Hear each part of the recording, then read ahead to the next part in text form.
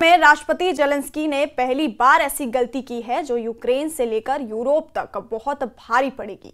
खबरों में दावा किया गया है कि जेलेंस्की ने जानबूझकर रूस के परमाणु ठिकानों पर हमले किए हैं ताकि रूस एटमी जंग शुरू करने के लिए मजबूर हो जाए। अगर जेलेंस्की अपनी चाल में कामयाब हो जाते हैं तो फिर पुतिन अमेरिका और नाटो पर भी हमला करने को मजबूर होंगे।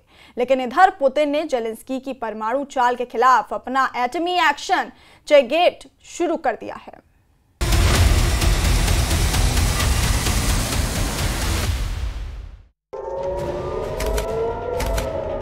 За победу! Ура!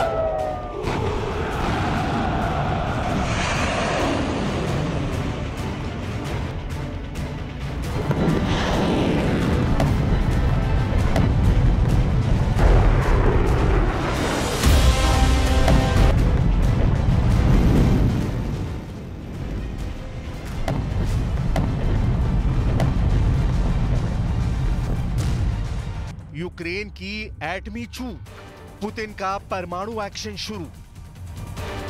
वाकई में लगभग 3 साल की जंग में ऐसा पहली बार हुआ है कि रूस ने परमाणु धमकी देने के साथ साथ परमाणु एक्शन शुरू कर दिया है। अब रूस यूक्रेन युद्ध पूरी तरह से परमाणु जंग में प्रवेश कर गया है। हम आपको दिखा रहे हैं कि यूक्रेन ने क्यों अचानक रूस के कम से कम 3 परमाणु ठिकानों पर भीषण ड्रोन और मिसाइल हमले किए हैं।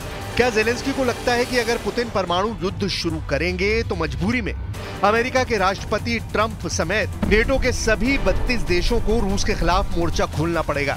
क्या जेलेंस्की ये सोच रहे हैं कि यूक्रेन को बचाने के लिए पुतिन को परमाणु जंग करने के लिए मजबूर करना जरूरी है ताकि मजबूरी में दुनिया भर के देश यूक्रेन की तरफ से रूस पर हमला करें? हम आपको आज जेलेंस्की का परमाणु जाल और पुतिन के परमाणु एक्शन से जुड़ी वो सनसनीखेज और खौफनाक खबर दिखा रहे हैं जिसने अमेरिका के साथ साथ नेटो के भी होश उड़ा दिए हैं। दावा किया गया है कि पुतिन का परमाणु ब्रीफकेस चेगेट मॉस्को में एक्टिव हो चुका है और अब सबकी निगाहें पुतिन पर टिकी हैं कि क्या वो चेगेट का लाल बटन दबाएंगे या फिर सफेद। जेलेंस्की की परमाणु चाल, एटमी जंग से बचेगा यूक्रेन।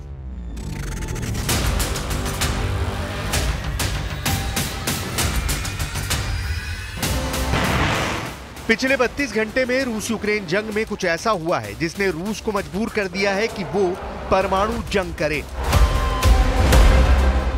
हैरानी की बात तो यह है कि राष्ट्रपति जेलेंस्की भी चाहते हैं कि रूस ऐसी एटमी जंग शुरू करे कि मजबूरी में यूक्रेन को बचाने के लिए अमेरिका, ब्रिटेन, फ्रांस, जर्मनी समेत नेटो के सभी 32 देशों को रूस के खिलाफ मोर्चा खोलना पड़े। जानकारों के दावों के मुताबिक यूक्रेनी सेना ने जानबूझकर रूस के परमाणु ठिकानों और एटमी फैसिलिटी पर मिसाइल और ड्रोन से हमले किए हैं।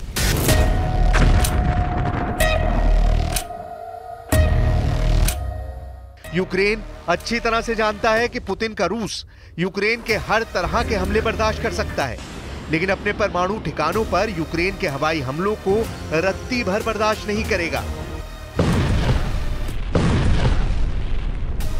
इसलिए यूक्रेन पिछले 32 घंटे से रूस पर ऐसे हमले कर रहा है जिससे रूस के परमाणु ठिकानों को भारी नुकसान पहुंचे। जरा देखिए यूक्रेन ने कहां-कहां रूस में परमाणु ठिकानों पर हमले किए हैं। यूक्रेन युद्ध तेजी से परमाणु युद्ध की तरफ बढ़ रहा है। दावा किया गया है कि यूक्रेन ने लगभग 104 आत्मघाती ड्रोन से रूसी ठिकानों पर हमले किए हैं। दावा यह भी है कि यूक्रेन के कुछ ड्रोन रूस की परमाणु फैसिलिटी के बेहद पास गिरे हैं, जिससे रूस के परमाणु ठिकानों को बेहद गंभीर खतरा पैदा हो गया है। यूक्रेन के आत्मघाती ड्रोन हमलों की वजह से रूस के कजान हवाई अड्डे और पुलकोवो हवाई अड्डे पर हवाई यातायात अस्थायी रूप से रोकना पड़ा। इसके अलावा यूक्रेन ने रूस के परमाणु बम वर्षक Tu-160 और Tu-95MS को भी कई बार उड़ाने की कोशिश की है। यहां तक कि रूस के परमाणु बम वर्षक Tu-160 और Tu-95MS में जिस तेल डिपो से ईंधन भरा जाता है उस पर यूक्रेन ने हाल ही में बड़े हमले किए हैं, जिसके बाद से पुतिन ने अपनी परमाणु ब्रिगेड को फुल एक्टिव कर दिया है।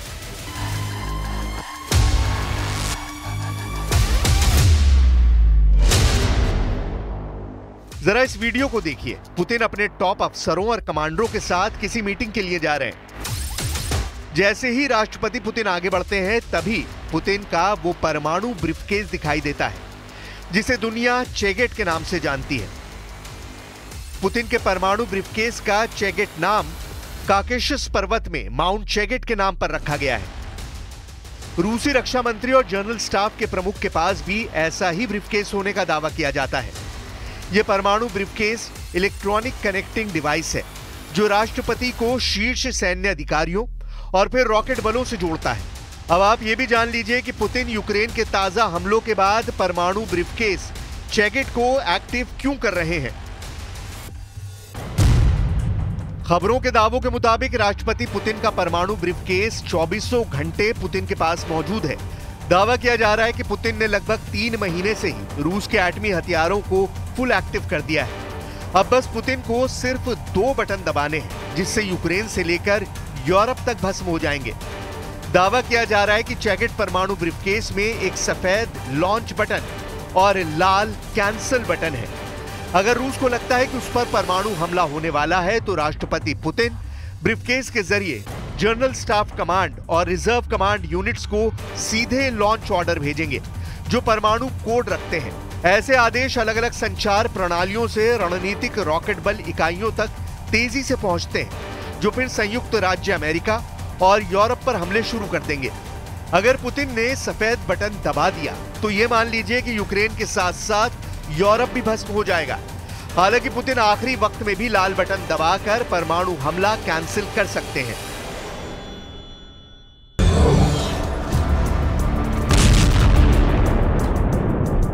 अब सवाल उठता है कि ज़ेलेंस्की क्यों चाहते हैं कि पुतिन हर हाल में परमाणु हमला करें। जानकारों का दावा है कि अगर एटमी जंग नहीं हुई तो पुतिन हर हाल में यूक्रेन के 5 बड़े इलाकों पर हमेशा के लिए कब्जा कर लेंगे। वैसे भी रूसी सेना ने उत्तर कोरिया की सेना के साथ मिलकर यूक्रेन के बड़े इलाकों पर कब्जा कर लिया है। अब ऐसे हालात में ज़ेलेंस्की के यूक्रेन के पास आखिरी विकल्प यही बचा है कि हम तो मरेंगे, सबको ले मरेंगे। यानी रूस के साथ ऐसी परमाणु जंग जो यूरोप से लेकर अमेरिका तक सब कुछ तबाह कर दे। जरा देखिए पुतिन के रूस की परमाणु ताकत कितनी खौफनाक है जो दुनिया को कम से कम 10 बार पूरी तरह से भस्म कर सकती है। रूस के पास दुनिया में परमाणु बमों का सबसे बड़ा भंडार है। रूस को ये परमाणु हथियार सोवियत संघ से विरासत में मिले हैं। दिलचस्प बात यह है कि सोवियत संघ के टूटने के बाद यूक्रेन को भी हजारों परमाणु हथियार मिले थे, लेकिन वो सारे बाद में रूस के पास आ गए। फेडरेशन ऑफ अमेरिकन साइंटिस्ट यानी FAS के मुताबिक पुतिन के नियंत्रण में वर्तमान में 5580 परमाणु हथियार हैं। FAS के मुताबिक इनमें से लगभग 1200 को हटा दिया गया है, लेकिन वो काफी हद तक बरकरार है। लगभग 4080 परमाणु हथियारों को ऑपरेशन फोर्सेस के लिए भंडार में रखा गया है। एटमी बंकरों में रखे गए परमाणु हथियारों में से 1710 स्ट्रैटेजिक वॉरहेड्स हैं, जिसमें लगभग 870 जमीन से हमला करने वाली बैलिस्टिक मिसाइलों से लैस हैं, जबकि 640 पनडुब्बी से लॉन्च होने वाली बैलिस्टिक मिसाइलों में लैस हैं और बाकी 200 भारी बम वर्षकों के ठिकानों पर तैनात हैं।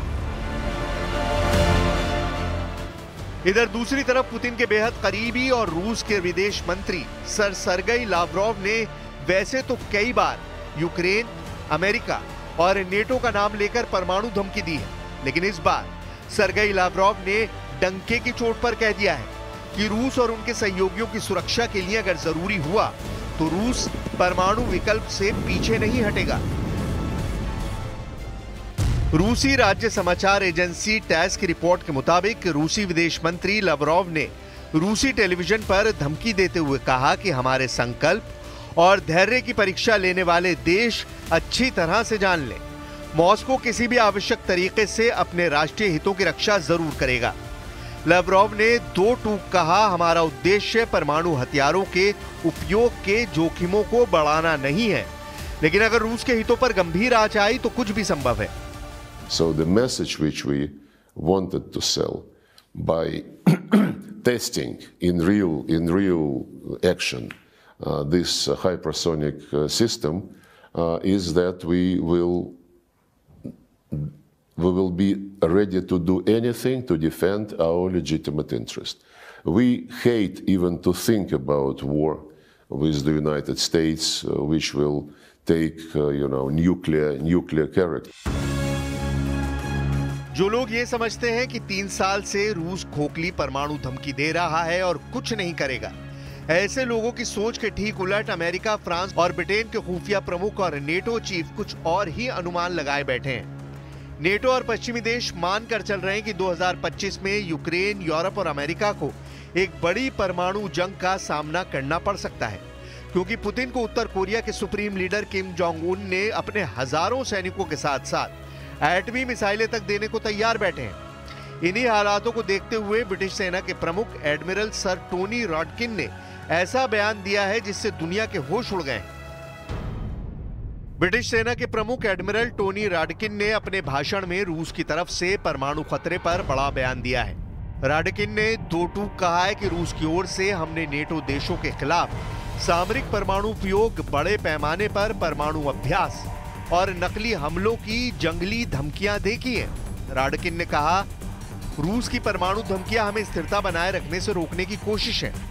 रॉडकिन ने यहां तक कहा कि नेटो देश तीसरे परमाणु युग की सुबह की ओर देख रहे हैं। परमाणु हथियारों की दौड़ के शुरुआती विस्फोट के संकेत मिलने लगे हैं। The United States and the allies of the United States who also provide this long-range weapons to the Kyiv regime, they must understand that we would be ready to use any means not to allow them to succeed in what they call strategic defeat of Russia. कुल मिलाकर हालात ये हो गए हैं कि रूस अपने वजूद को बचाने के लिए हर वो हथियार और पैतरा इस्तेमाल कर रहा है जो उसे यूक्रेन में बड़ी और निर्णायक जीत दिला सकता है।